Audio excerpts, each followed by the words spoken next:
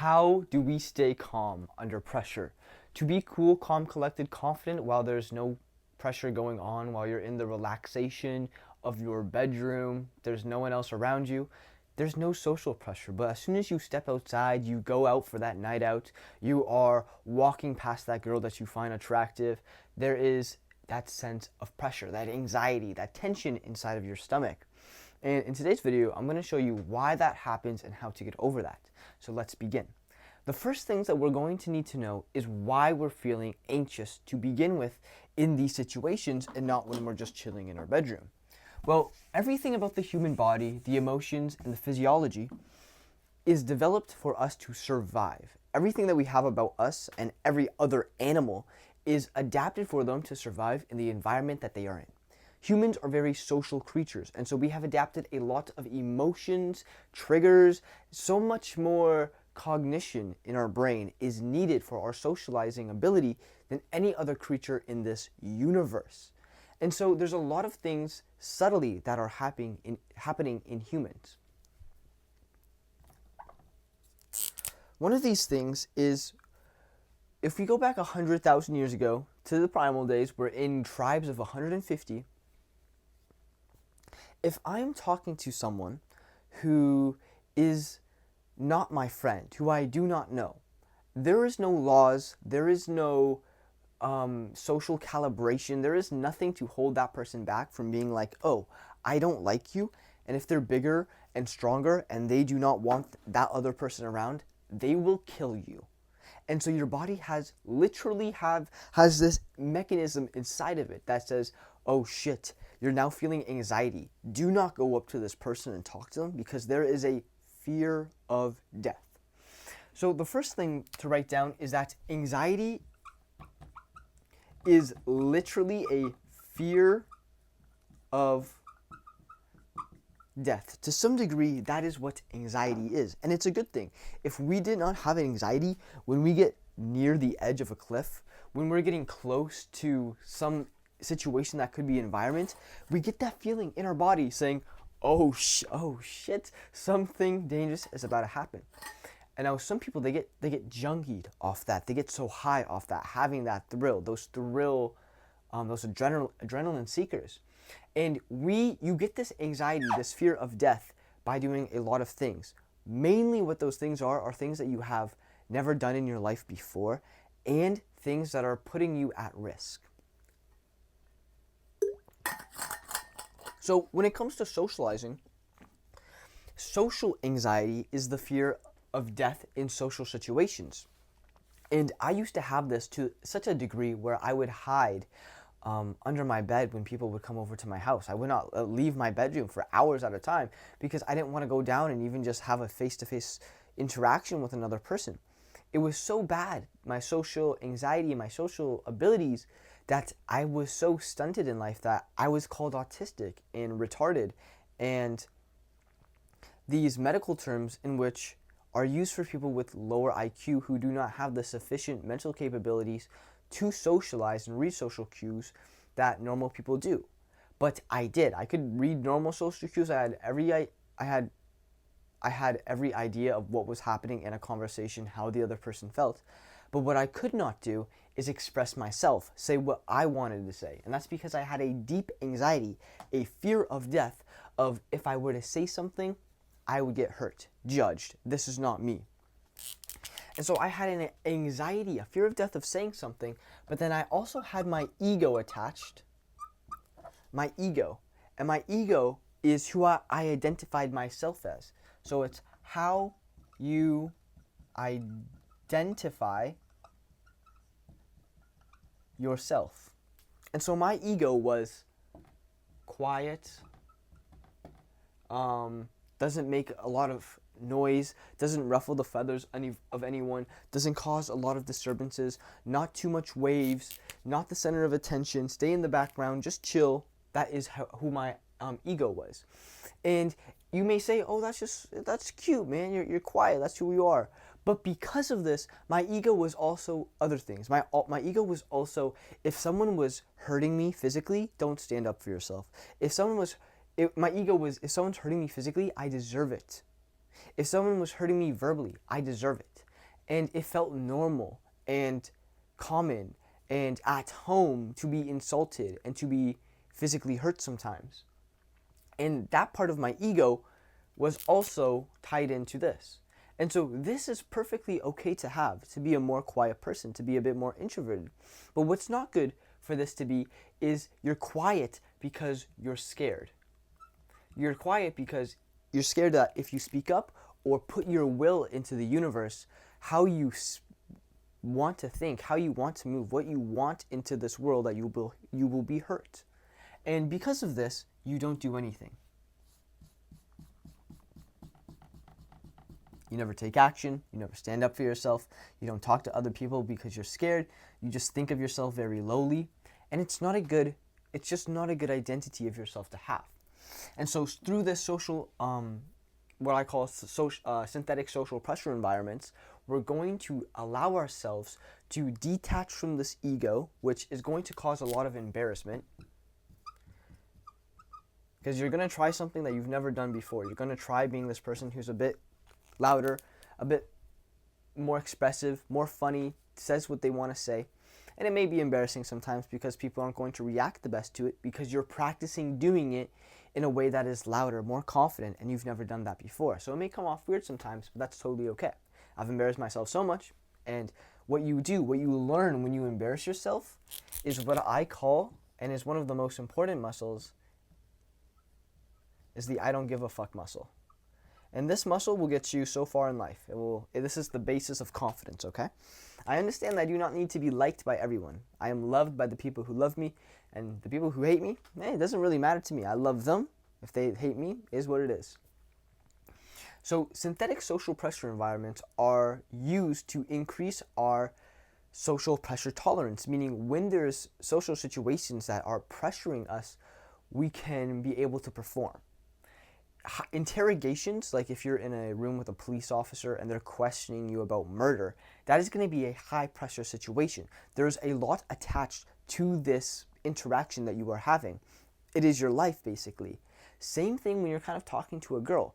Your life is at danger. Now, you may not feel the same amount of pressure. It's always going to be on this scale,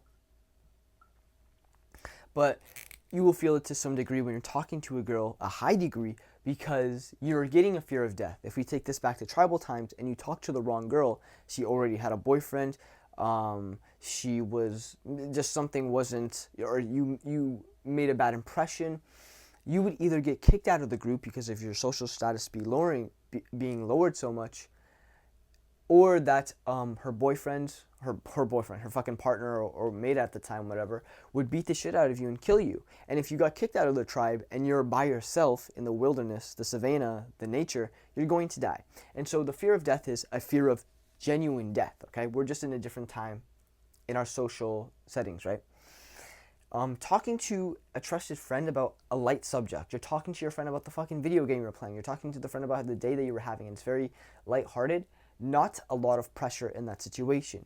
And you will notice some things that happen when you are in low situations. You tend to be more free. You tend to be more fun. You tend to be more playful, joking. Right? And you have all these positive, joyful traits when you're talking here. But in high pressure situations, what happens? You're nervous. You're tense. You're not relaxed.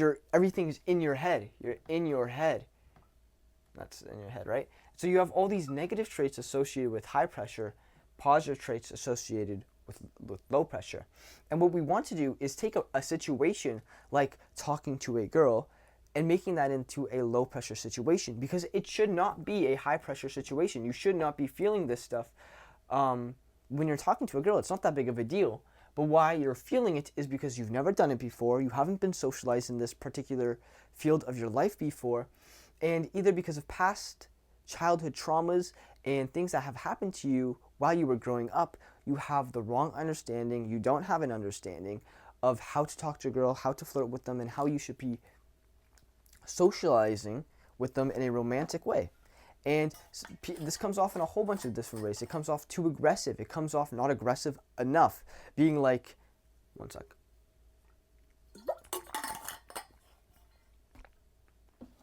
being so ass kissy. Even when she's disrespecting you, you still not holding any respect for yourself. She's literally telling you, get the fuck away from me. I don't want to see you anymore. Leave me alone. And you're like, but please, I love you so much. And you don't even know the girl. You've just met her, right?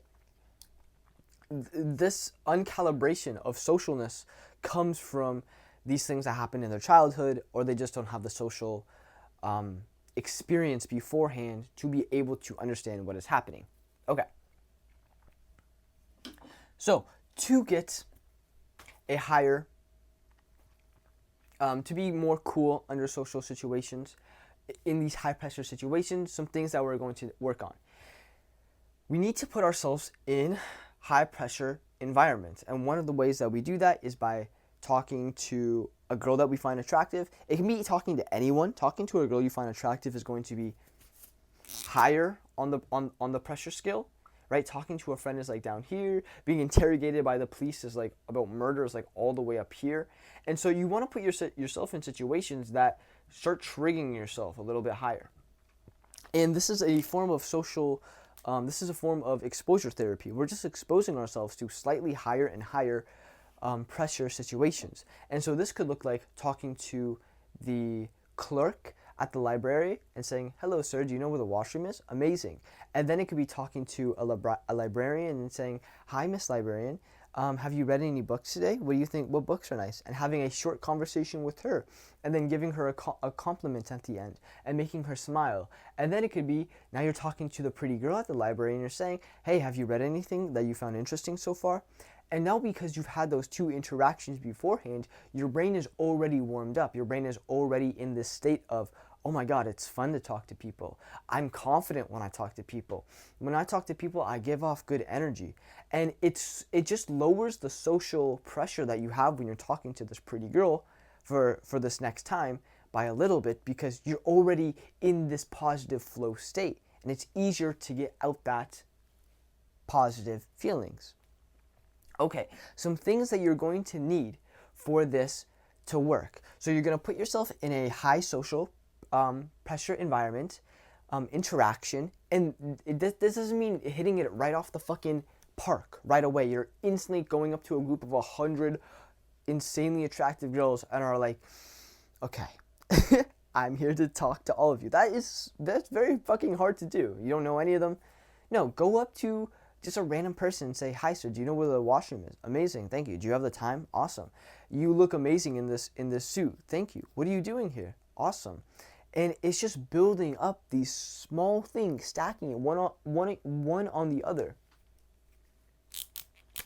And then you can actually stack it so much. You're in such a social flow. You're in such a flow state of being out of your head, being playful, being joking, that you want to talk to a girl, and it's hurting you not to. It's hurting you not to go talk to this attractive girl that you find amazing.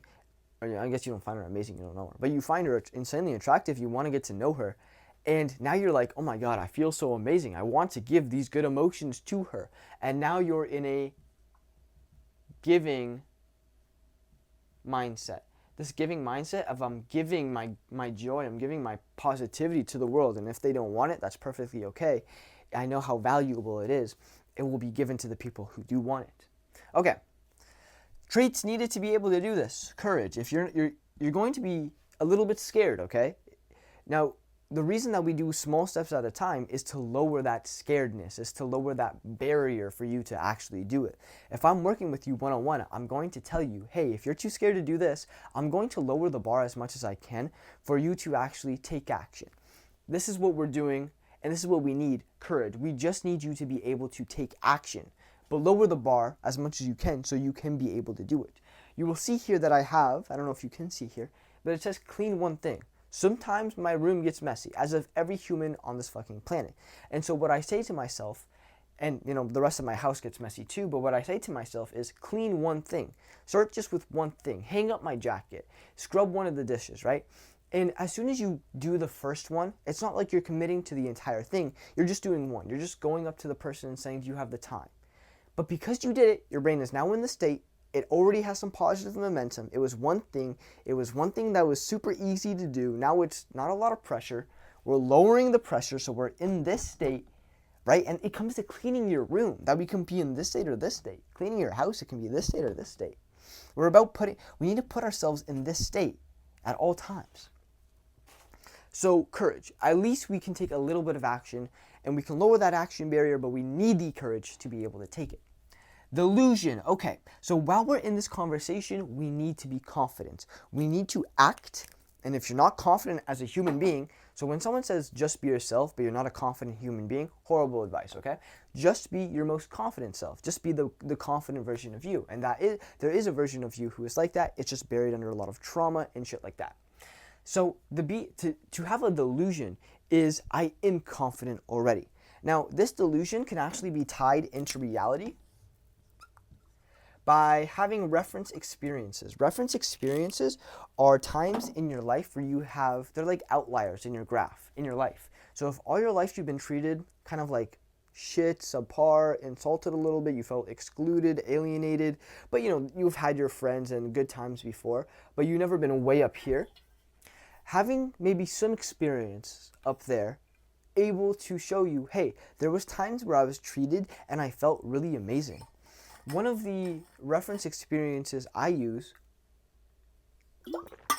or used when I didn't have a lot, was in grade 11, where in my anthropology class, I was a lot more confident and expressive than I was in any other class. In every other class, I was quiet to myself, didn't say much, but in that anthropology class, I was confident, I was expressive, I was a bit rebellious, I was myself, and it felt amazing. And I got the best grades in that class.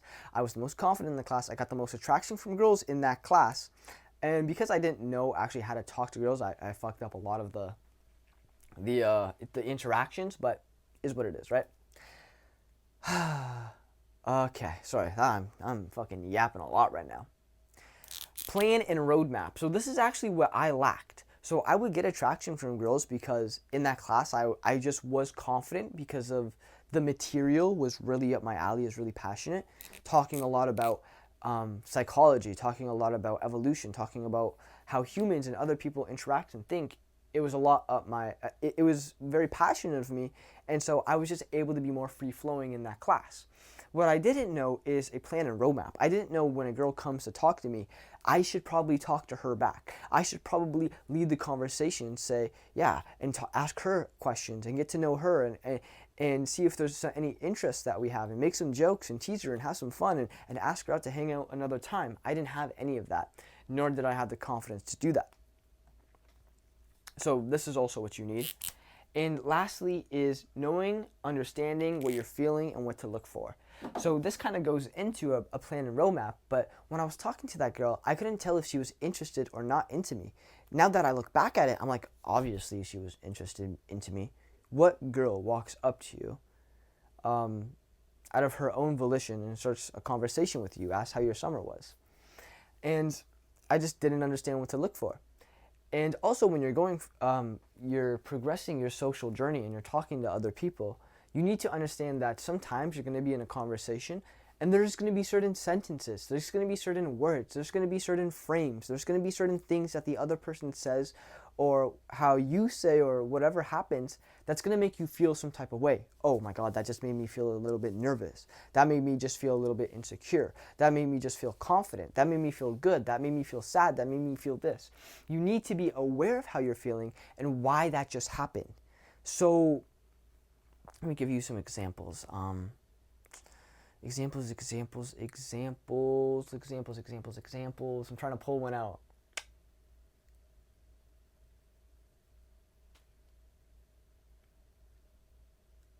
I can't pull one out. I'm sorry. I can't pull one out right now. It's too much social pressure. I can't pull one out. How I felt when someone said to me. It's hard to say on the spot because it happens. So okay, I'll give you an example. I'm backing out, and this wasn't even with another person. This should be with another person, okay? So you're in an interaction, you're talking, they say something, you feel a certain type of way. They can say something about their job. They may say something about how much money they make. They may say something about them seeing a date tonight, and you're like, oh my God, why don't I have a date? It may be they're talking about this new promotion they got, this new job they got. It may be something that they say, and you're like, oh my God, that just made me feel insecure. Feel that. Say why. Think about why. Think about why you feel that way. Do you want to feel that way when they say that thing? When a girl comes up to you and she gives you a look of interest and you feel, or she expresses interest into you and you feel backed up and you feel a bit like, whoa, and you're not able to express your interest. Feel that. Feel why you're feeling that. Basically something like that, okay? So this has been today's video. I hope you guys got a little bit out of it. So let me just do a quick recap in basically what we learned today. The anxiety that we fear, the social anxiety, is a fear of death. The ego is who we're attaching ourselves to. What we want to, if we want to become more cool in social situations, more at ease in this positive mindset, what we need to do is build our social pressure tolerance. We do that by putting ourselves in these synthetic pressure environments. So this can be talking to a girl, talking to anybody, just any type of social interaction that brings a little bit of anxiety to us. Me talking to the librarian, the clerk, a worker, where the washroom is, brings no anxiety to me. Nothing. So that's not going to really help me build the tolerance. What's going to help me building the tolerance is me being at this level and then putting myself in an interaction that's at that level. And then doing that a couple times, and now I'm at this level. And then in that level, and then this level. And that's how you build it up to there. And sometimes, me personally, I'm a bit crazy. I'll put myself in this level sometimes. I'll be like, I was like down here, I'll put myself in like this level. Just to fucking build myself up there. So this has been today's video. If you guys need more help with this, you can join my Discord for free.